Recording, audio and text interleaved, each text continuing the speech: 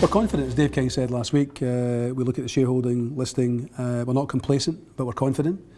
And I think any fair-minded shareholder who has got an investment in the club can see that the club's completely disengaged from its customers, the fans.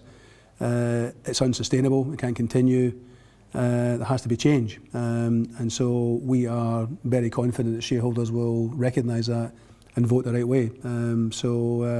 But having said all that, it's every vote's important, and we'd encourage every person, as I said at the start, to vote in plenty of time, so that hopefully we can get a successful outcome as quickly as possible.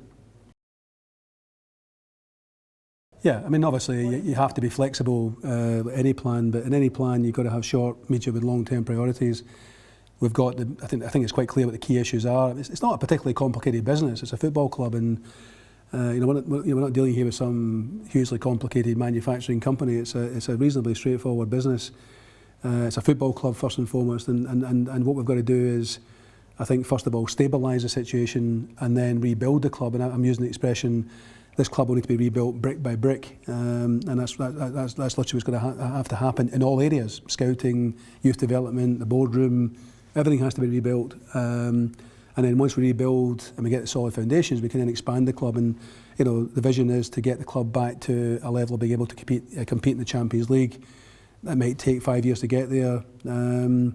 We want people to be patient and support us, but obviously in return for that we'll be totally honest, totally transparent and totally trustful. And so we want everyone to come together, support us, and hopefully we can re-establish Rangers back to where they need to be.